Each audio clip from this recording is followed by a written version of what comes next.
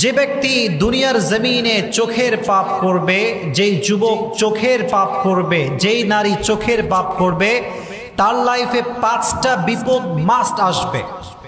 হাদিসের ভেতরে এসেছে যারা চোখের গুনাহ করে, যারা চোখের জেনা করে, চোখ দিয়ে বাজে মেয়ের দিকে তাকায়, অশ্লীলতার চোখে যারা তাকায়, তাদের লাইফে 5টা বিপদ আসবে। জোরে বলেন কয়টা? সো ইয়াং পিপল, যারা আমরা চোখের গুনায় লিপ্ত আছি, আমাদেরকে সতর্ক হওয়া দরকার। আল্লাহ যেন আমাদের সবাইকে চোখের গুনাহ থেকে বাঁচায় দেয়। সকলে পড়েন আমিন। নাম্বার 1 ডেঞ্জার, যে বিপদটি আপনার লাইফে আসবে যদি আপনি চোখের গুনাহ করেন, সেটি হচ্ছে আপনার রিজিকের ভেতরে যে বরকত, এটা অটোমেটিক্যালি উঠে যাবে। জোরে বলেন নাউজুবিল্লাহ। রিজিকের যে বরকত, এটা আপনি হারিয়ে ফেলবেন। যে ব্যক্তি চোখের জেনা করে, চোখ দিয়ে গুনাহ করে, চোখ দিয়ে নারীর দিকে বাজে চোখে তাকায়, সে ব্যক্তি যদিও তার লাইফে অনেক টাকা ইনকাম করতে পারে, গভর্নমেন্ট জব করতে পারে, পুলিশ হতে পারে, বিডিআর হতে পারে, লক্ষ লক্ষ টাকার বিজনেস তার থাকতে পারে, but there will be no বারাকা ইন হিজ রিজিক। তার টাকা পয়সা কোনো বরকত থাকবে না, কারণ সে করে চোখের গুনাহ। এজন্য 1 নাম্বার যে বিপদ আপনার লাইফে মাস্ট আসবে চোখের গুনাহ করলে, সেটি হচ্ছে আপনি আপনার লাইফে রিজিকে কোনো বরকত পাবেন না। জবান খুলে বলেন নাউজুবিল্লাহ। রব, তুমি আমাদেরকে চোখের গুনাহ থেকে বাঁচায় দিও। সকলে পড়া আমিন। This is the number 1 danger, 1 number বিপদ। 2 নাম্বার বিপদ যেটি, সেটি হচ্ছে এখন আমরা বসে আছি, এটি কি খারাপ কাজ না ভালো কাজ? ভালো কাজ, ডেফিনেটলি এটি ভালো কাজ। কিন্তু যদি আপনি চোখের গুনাহ করতে থাকেন কন্টিনিউয়াস প্রসেসে, আপনার ভালো কাজের প্রতি যে ইন্টারেস্ট বা অনুভূতি, ভালো লাগা, এটা হারিয়ে যাবে। ভালো কাজ করতে আর ভালো লাগবে না, স্বাদ থাকবে না, তৃপ্তি থাকবে না। আপনি খেয়াল করে দেখবেন যে আপনার বয়স যখন খুবই কম বা উঠতি বয়স যখন আপনার ছিল, তখন আপনি নামাজ পড়লে যে শান্তি পেতেন, এখন সেই শান্তিটা পান না। তখন কোরআন তেলাওয়াত করলে যে সুন্দর একটা অনুভূতি ভেতরে কাজ করত, এটা আপনি এখন আর পাচ্ছেন না। ওয়াই?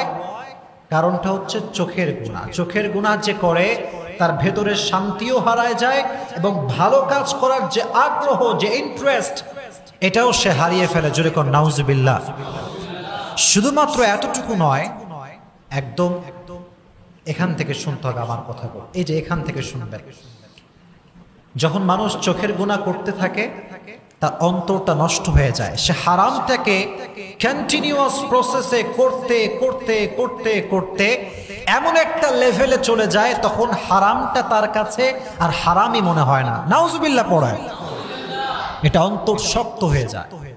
এই জন্য 2 নাম্বার বিপদ আপনার লাইফে আসবে যদি আপনি চোখের গুনাহ করেন, সেটি হচ্ছে there will be no interest in your good work। ভালো কাজে আপনি কোনো রকম ভালো লাগা কাজ করতে পারবেন না, আপনার ভেতর ইন্টারেস্টটাই হারায় যাবে। এজন্য চোখের গুনাহ আজ থেকে আর করা যাবে। আল্লাহ তৌফিক দান করুক, পড়না আমিন। 2 নাম্বার গেল। 3 নাম্বার যে বিপদ আপনার কাছে আসতে পারে, সেটি হচ্ছে চোখের গুনাহ it will lower your memory। আপনার যে স্মরণ শক্তিটা কমায় ফেলবে। একটা সময় দেখবেন যখন আমাদের বয়সটা উঠতি, তখন আমাদের ব্রেনটা যেমন কাজ করত, এখন কিন্তু তেমন কাজ করে না। কথা বলেন ঠিক কিনা? কারণ কি জানেন? ওই চোখের গুনাহ করতে করতে ব্রেনের যে অ্যাক্টিভিটি লেভেল, এটা লো হয়ে গিয়েছে। ফলে এখন বেশি কিছু মনে রাখতে পারি না। আগে একটা সময় ছিল 1 পৃষ্ঠা পড়লে সঙ্গে সঙ্গে সব মুখস্থ হয়ে যেত, কিন্তু এখন একটা সার্টেন পিরিয়ড শেষে অনেকক্ষণ পড়লে আমি মাথায় রাখতে পারি না। তার কারণটা হচ্ছে চোখের গুনাহ। কথা বলেন, কিসের গুনাহ? চোখের গুনাহ আপনার স্মরণ শক্তি কমিয়ে দিবে। 3 নাম্বার। 4 নাম্বার, কথা না বলে এদিকে আমার দিকে তাকান, কোনো কথা বলবেন না, আমার চোখে চোখ রাখেন।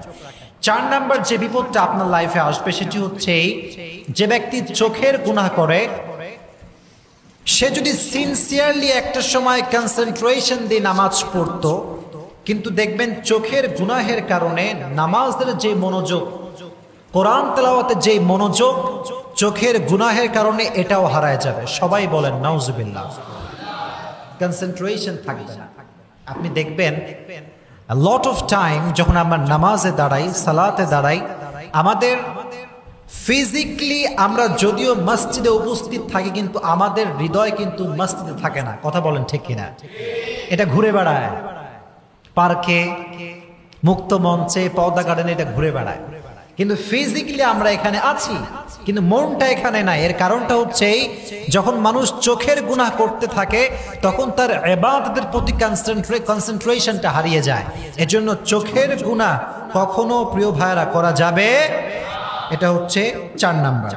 5 নাম্বার যে ক্ষতিটি আপনার লাইফে হবে এবং সবচেয়ে বড় মারাত্মক ক্ষতি, এটা শুনবেন তো ইনশাআল্লাহ, সবচেয়ে বড় মারাত্মক ক্ষতি, এবং সেটি হচ্ছে আমরা যারা চোখের গুনাহ করছি, চোখ দিয়ে পর্নোগ্রাফি দেখছি, বাজে ভিডিও দেখছি, টিকটক ভিডিও দেখছি, এবং মোবাইল ফোনে ইউটিউবে গিয়ে বিভিন্ন হিন্দি মুভি, অশ্লীল নাটক, তারপরে ব্লু ফিল্ম, এনিথিং যা আমরা দেখছি এবং সেটা টোটালি প্রোহিবিটেড ফ্রম ইসলাম, ইসলাম থেকে আল্লাহ তাআলা নিষিদ্ধ করে দিয়েছেন, কিন্তু আমরা চোখ দিয়ে অলওয়েজ দেখতে আছি কন্টিনিউয়াস প্রসেসে। আল্লাহ রাসূল বলেছেন যে ব্যক্তি এরকম চোখের গুনাহ করতেই থাকে করতেই থাকে করতেই থাকে, ইনদাল মাউত, মৃত্যুর সময় তার জবান দিয়ে কালেমা বের হবে না। জোরে বলেন নাউজুবিল্লাহ। আর রাসূল স্পষ্ট কথা উল্লেখ করেছেন, যার মৃত্যুর সময় জবানে কালেমা নসিব হবে না সে হবে জাহান্নামী।